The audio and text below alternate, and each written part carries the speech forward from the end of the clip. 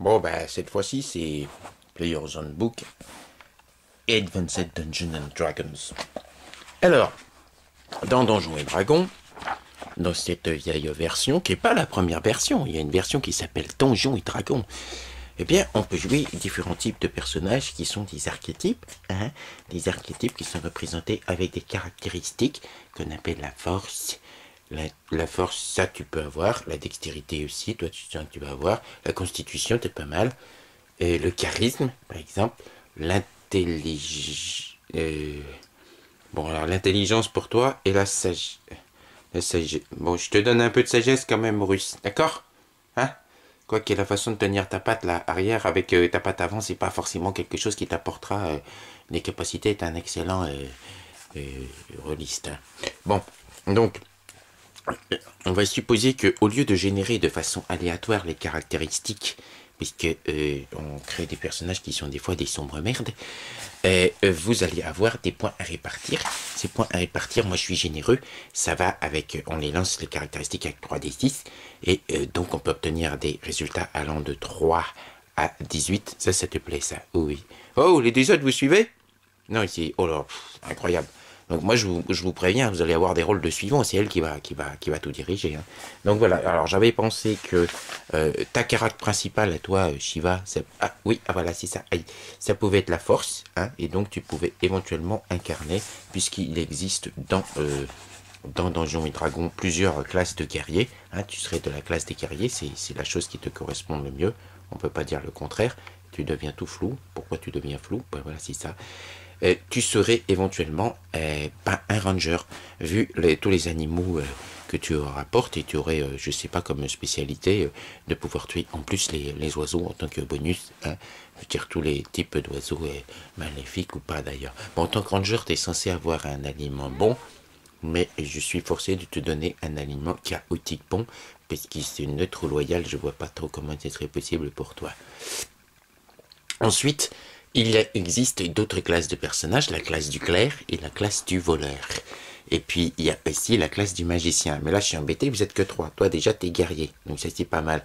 Alors, toi, j'avais pensé, éventuellement, que je pourrais te mettre demi-elfe et que tu pourrais représenter deux classes de magie en une, c'est-à-dire jouer une claire mage demi-elfe. Hein, t'es biclassé, tu sais faire de la magie divine et puis de la magie profane, parce que ton dieu, c'est le dieu de la magie. Voilà. Et donc, toi, tu veux propager dans le monde la magie, la création d'objets magiques. Tu serais une demi-elfe. Alors que toi, eh ben, toi, t'es ranger, hein, t'es ranger, donc ranger normalement c'est au départ surtout que des humains, mais ou des demi-elfes, mais j'aurais envie que tu puisses effectivement bénéficier d'une petite grâce du maître du jeu et que tu sois en fait simplement un demi-orc. C'est quand même la race qui te va le plus, parce que qu'est-ce que ça te fait demi-orc, hein? Plus un en force et plus un en constit. Tout ce dont tu as besoin, plutôt que des trucs un petit peu idiots comme charisme dont franchement toi en tant que ranger des boîtes tu n'as pas besoin. Et toi effectivement en tant que demi-elfe t'as pas de bonus ou de malus, mais comme t'es bien gentil, je veux bien te donner un plus un en charisme et te foutre un moins un en force. La force, t'en auras pas besoin de toute façon en tant que magicienne. Et arrive toi, et ben toi, évidemment, russe, il n'y a pas trop d'autres choix. Hein. Toi, j'avais pensé que tu pouvais être un voleur, mais voleur, c'est parfois un petit peu daubé quand même dans Donjons et Dragons. Et parce que ça évolue vite, hein.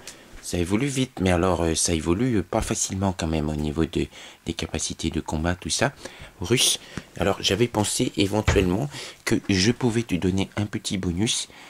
Tu serais voleur et alors je sais pas si tu as l'intelligence suffisante, mais tu aurais pu être un hobbit. En tout cas, tu aurais pu être guerrier voleur, hein, ou voleur cuistot, ou voleur dormeur, d'accord? Donc toi, tu serais un hobbit guerrier voleur, plus que voleur illusionniste, parce que là, par exemple, tu me fais une illusion de sommeil, hein, voilà. Oui, oui, oui. Alors oui, guerrier voleur, oui. Une technique de chopage de la main.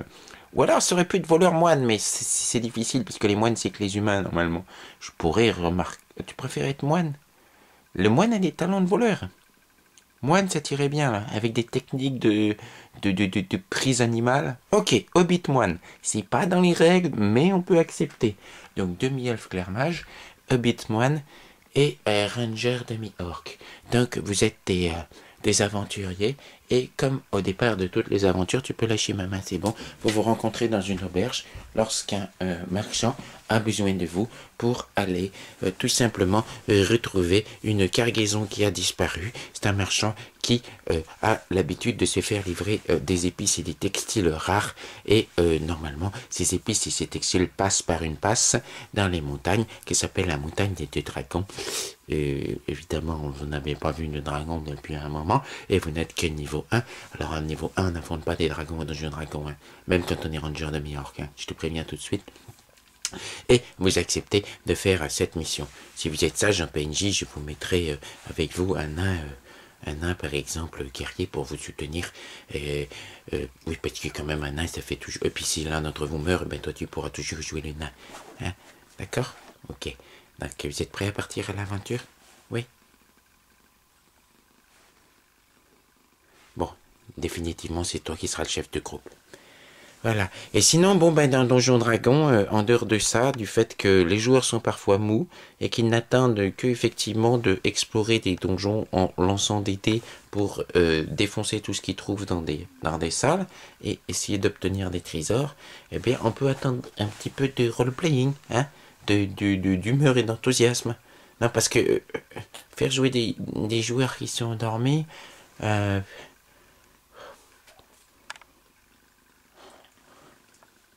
bon, allez, viens, Basti, je te paye un pot. Ils ont rien compris à Donjon Dragon, hein. Alors que tu es tout, hein. Eh ben oui, hein, c'est normal. Ah là là là là. Écoute, je me demande même si tu pourrais pas être... ouh là là là là. Anthropomancienne, un truc avec l'entropie, parce que vu comment t'es... Ah oui. Ouh lolo.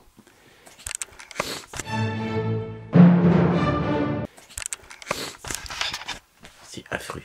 J'aurais pensé que Donjon Dragon, ça aurait pu leur plaire, mais...